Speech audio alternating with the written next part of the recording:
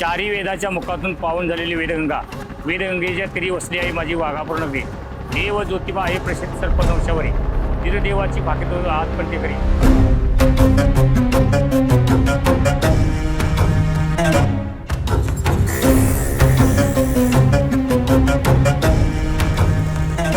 नागपंचमी म्हटले की डोळ्यासमोर उभा राहतो तो वाघापूरचा विलोभनीय सोहळा. पश्चिम महाराष्ट्रातील ही सर्वात मोठी नागपंचमी आज एका मोठ्या उत्साहाचे रूप घेऊन अवतरली आहे. आतापर्यंत 80 वर्षाच्या काळात मला वाटतं जवळजवळ 100 माणूस इथले जीव घेऊन गावाला गेले.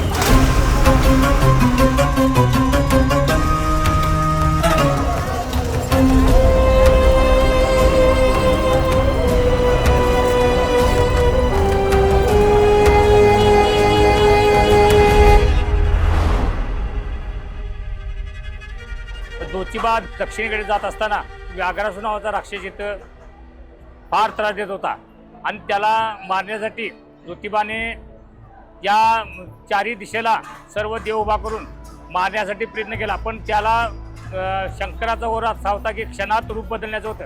तो क्षणात रूप बदलायचा. आता पोपट झाला की लगेच चिमणे, हत्ती झाला असं करता. त्याला मारण्यासाठी ज्योतिबाने अष्टभैरव सिद्ध केले आणि नागपंचमी दिवशी त्याला बेडकाचं रूप त्या व्याघ्रासुर राक्षसाने घेतल्यानंतर सर्पाचं रूप घेऊन त्या बेडकाला मारल्यामुळे हे व्याघ्रासुर राक्षस मरण पावला. पण त्याची एक आट होती की चंद्र सूर्य असेपर्यंत आपलं नाव राहून म्हणून वाघापूर नाव पडलं. नागपंचमी दिवस हा पवित्र दिवस आहे.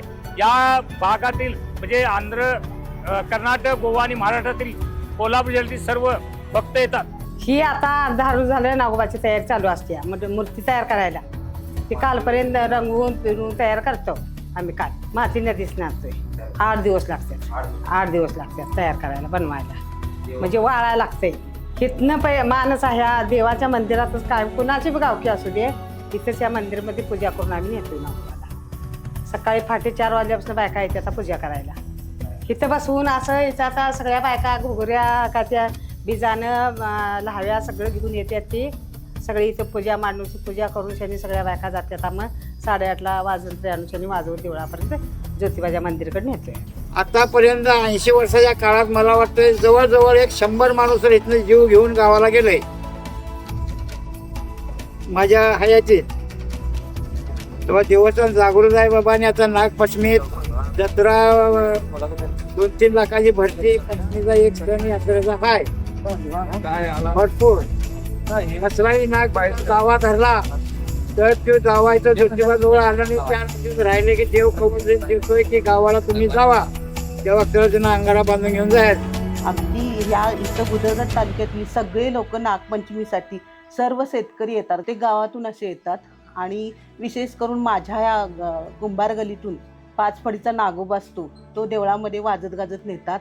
त्या नागोबाला सर्वजण आलेली लोक असतात. तिला ह्या दूध बिजाणे असं सगळं वाहतात आणि त्याचा प्रसाद म्हणून आणि घेतात. ज्या दिवशी आपण चंद्र पाहतो ना त्या दिवशी त्याचा काय आपल्याला त्रास होऊ नये म्हणून ते बिजाणे खातात म्हणून प्रसाद म्हणून घेऊन जातात ती लोक. आणि ह्या गावामध्ये आज संध्याकाळी आम्ही इथल्या सर्व महिला संध्याकाळी प्रसाद म्हणून उकडीचे मोदक नेतो. लाटलेलं काहीही नेत नाही, कारण का लाटलं तर ते नागोबाला फणीला त्रास होतो म्हणून ते काय तसलं काय नेत नाही. फक्त उकडीचे मोदक नेतो. सर्व शेतकरी आदल्या दिवशी सगळं इथं जनावरं वगैरे पाळली जातात. त्यामुळे जनावरांना आदल्या दिवशी सगळं चारा वगैरे आणतात, कारण का नागोबाला दुखवल्यासारखं होतं. त्यामुळे सगळे आदल्या दिवशी सगळा जनावरांना चारा घेऊन येतात. 10 पिढी झाल्या त्यापासून हे प्रश्न ज्योतिबाचं इथं चालू आहे नागाचं.